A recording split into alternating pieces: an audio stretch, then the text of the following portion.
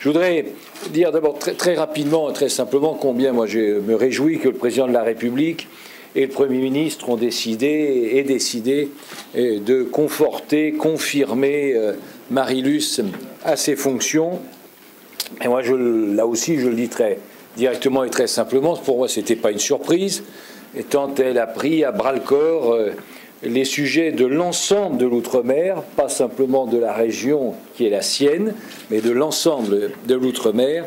Et elle fait preuve de beaucoup de détermination, de compétences pour faire avancer l'ensemble des dossiers. Et je peux témoigner, encore une fois, de tout son sens de l'intérêt collectif pour les ultramarins. Elle le fait avec beaucoup de sourire, beaucoup de gentillesse, mais en même temps beaucoup de détermination et de ténacité. Et donc je voudrais la remercier pour tout le soutien qu'elle m'apporte. Le président de la République a souhaité que ça ne soit plus une nouvelle fois un secrétariat d'État, mais qui est symboliquement que ça soit un ministre. Ça signifie donc que Marie-Luce est associée, comme d'ailleurs Philippe, mais est associée à tous les conseils des ministres, toutes les délibérations, tous les sujets, donc elle est présente sur tous les thèmes, et c'est un signal très positif.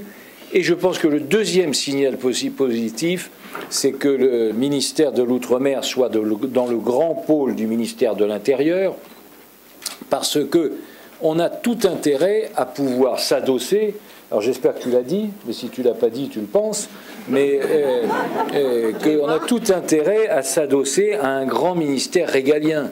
Il est évident qu'à la fois les administrations, les compétences, les influences sont bien évidemment renforcées, les leviers sont plus puissants dès lors qu'on est adossé à un grand ministère régalien, et le ministère de l'Intérieur fait partie des 2 ou 3 grands ministères régaliens. La mission qui est la mienne, c'est d'assurer la sécurité et la protection de chacun. Et nous avons réussi, le président de l'association des maires y est aussi lui-même très sensible, nous avons réussi à renouer avec la baisse de la délinquance. Nous avons mis en place en métropole comme outre-mer une méthode d'action. Et la méthode d'action est assez simple. Et d'ailleurs, vous la connaissez, vous, dans l'exercice de vos mandats locaux. Quand il y a un problème qui se pose, il ne faut pas le noyer. Il faut au contraire l'identifier de manière à y apporter une réponse qui soit une réponse ciblée. Et donc, nous en avons mis en place 7 plans opérationnels qu'on adapte selon les régions, que ce soit des régions métropolitaines ou que ce soit des régions ultramarines.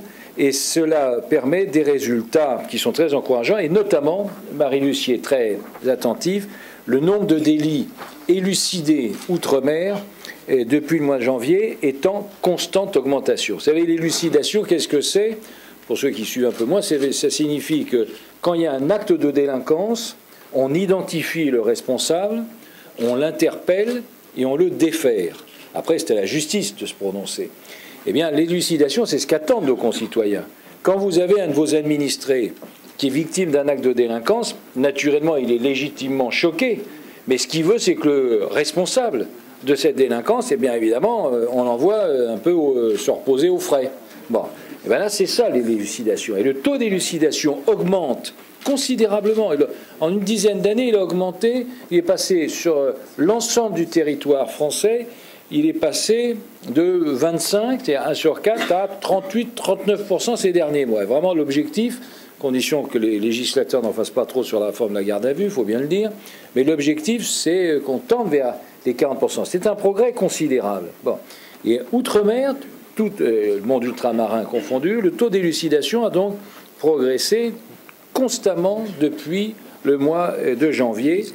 Enfin, dernier mot, l'excuse d'avoir été trop long, c'est juste un mot sur les relations financières entre l'État et les collectivités locales. En ce qui concerne toutes les dotations, tout ceci est mis en œuvre. Il y a une stabilisation en valeur pour la période du budget triennal 2011-2013 des concours financiers et des collectivités. C'est la conclusion très directe, cette stabilisation, c'est la conclusion de la conférence sur les déficits. On est confronté à des difficultés, ça ne sert à rien de les nier, il faut en prendre acte et essayer de les gérer et les surmonter au mieux. L'effort de maîtrise, ça concerne toutes les dépenses, toutes les dépenses publiques. Donc l'État, je le dis moi, ça ne fait pas forcément extrêmement plaisir, mais c'est quand même la réalité. L'État s'impose des règles très strictes pour limiter la casse, quoi, en clair, pour limiter les déficits, pour limiter tout ce qui peut nous arriver avec Bruxelles. L'État s'impose ces règles. Naturellement, personne ne doit s'exonérer totalement de ces règles, de ces efforts. Et donc, ça s'applique à tout le monde. Et donc, l'outre-mer ne peut pas être totalement exonéré de cet effort national. Et vraiment, moi, je pense que c'est très bien que Marilus ait tenu un discours de vérité, un discours courageux, un discours déterminé, un discours de femme d'État. Parce que vous savez comment ça se passe parfois en politique. Bon, on tient un langage qui est un peu différent selon ses interlocuteurs. Alors, un interlocuteur, on dit ça, puis après, évidemment, on passe à l'autre, on dit autre chose. Non, Marilus n'a jamais caché la vérité et elle a bien fait.